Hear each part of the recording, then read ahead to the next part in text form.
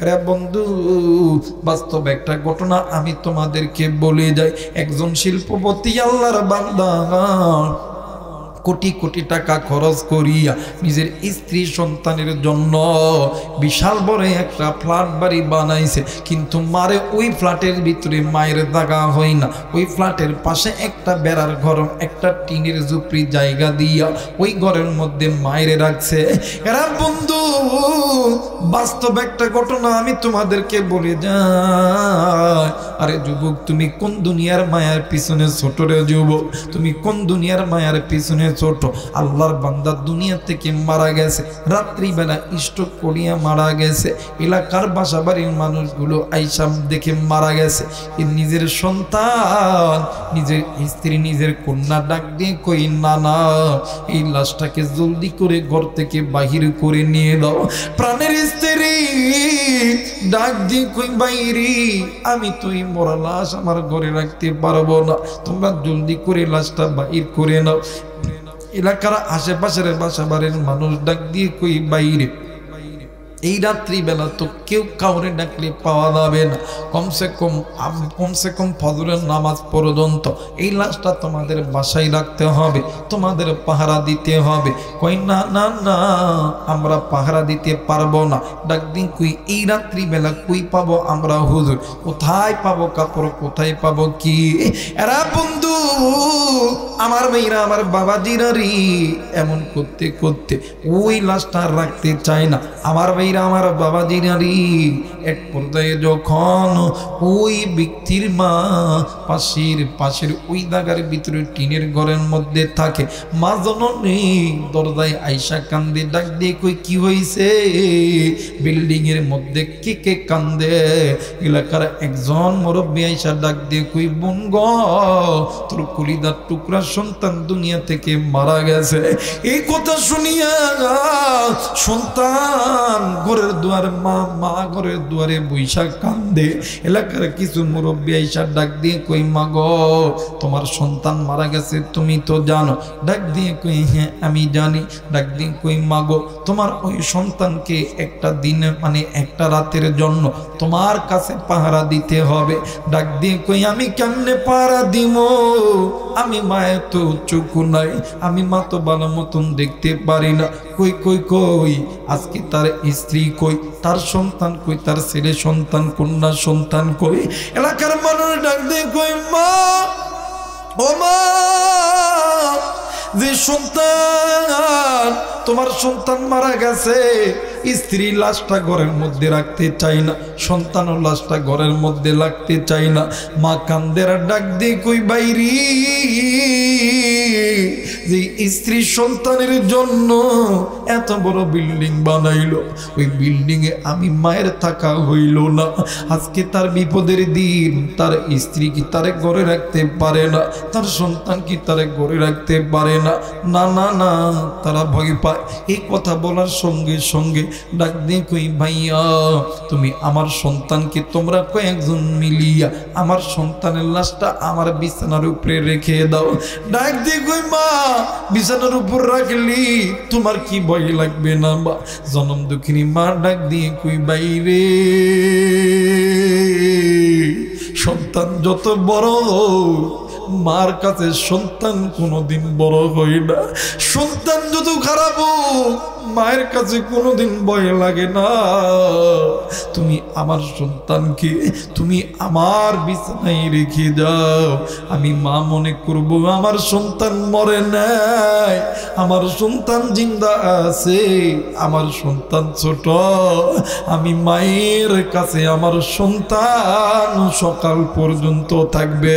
একটু আওয়াজ করে বলেন সুবহানাল্লাহ।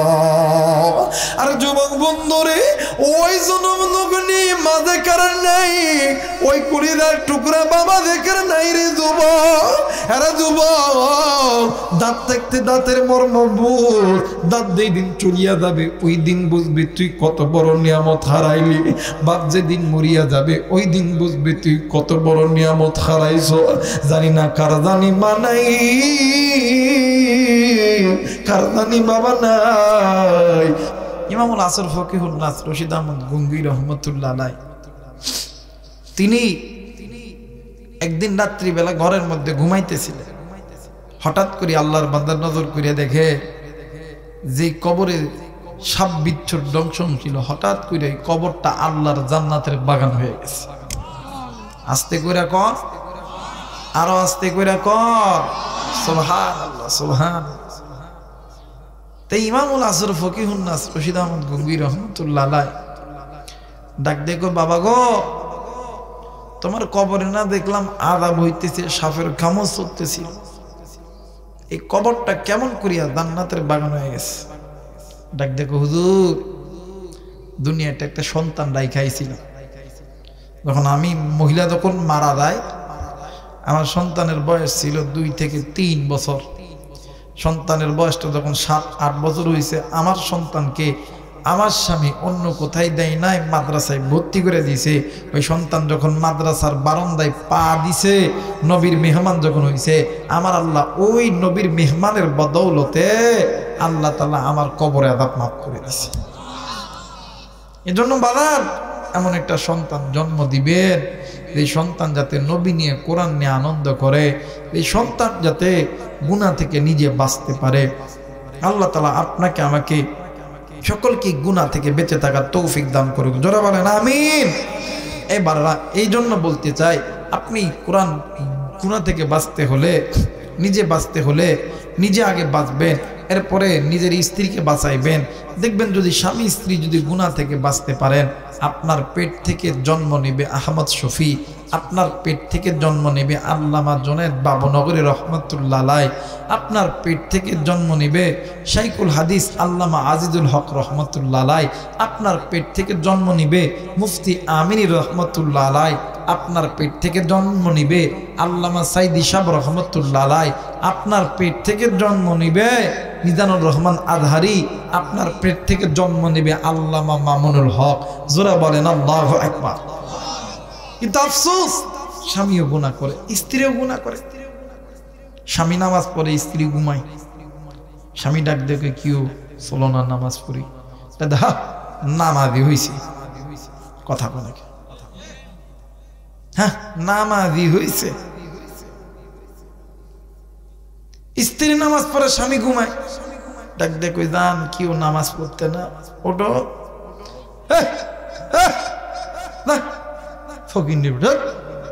কথা বলে। মাল যদি ফ্যাক্টরি যদি ভালো হয়, মাল কথা কয় নাকি?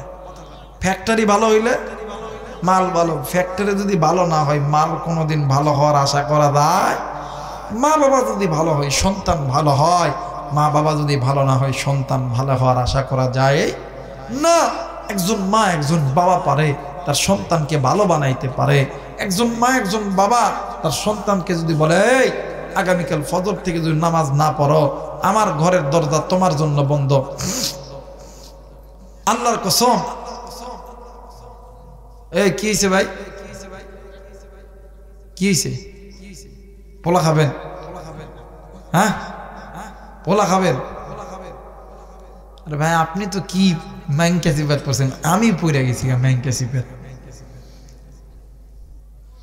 এক জায়গার মাহফিল ক্যান্সেল করে এই জায়গায় আইছি, বুঝেন নাই? এইসব ম্যাংকা সিপাত পড়ে গেছে। আমি কোনোদিন রাত 12টার পরে 12:30 পর্যন্ত যাই, এরপরে ওয়াজ করি না। কিন্তু আজকে এই জায়গায় আইসা দেখতে পোলাই হয় নাই। কি এখন করবেন? আমারও তো কিচ্ছু কয় নাই। আমার যদি কইতে যে হুজুর এগুলো হয় নাই, এই জিনিস হয় নাই, তা আমি একটু ওয়াজ বাড়াইতাম, কিন্তু আমার তো কিছু জানাই নাই। তো কর্মটা কি, ওয়াজ শেষ হয়ে গেলে কি আবার কি ওয়াজ উঠানো যায়? অসম্ভব। তা আমার ভাইরা, আমার বন্ধুগণ, যে কথা বলতেছিলাম, একটু আমার দিকে নজর দিবেন। স্বামী স্ত্রী যদি ভালো হয়, ওই পেট থেকে দামি দামি জিনিস বের হয়। আর একজন মা একজন বাবা যদি সন্তানকে বলে, এই সন্তান, আগামীকাল ফজরের নামাজ যদি না পড়া হয়, তোর জন্য এই বাড়ির ভাত বন্ধ, আল্লাহর কসম ওই পোলা রাত্রিবেলা ঘুমাইব আর দেখবো আল্লাহ কয়টা বাজে, আল্লাহ কয়টা বাজে। গরম গরমই লয়ে আইছে রে, গরম গরমই আনছে, মনে হয় কথা শুনে আগুন। আচ্ছা মাশা, তুইও মোনাজাত ধরবি? আচ্ছা আরে ও খিচুড়ি রাঁধছে রে। ক্যামেরাম্যানেরা কিসে করলো? তোমরা কি খিচুড়ি আনতো না?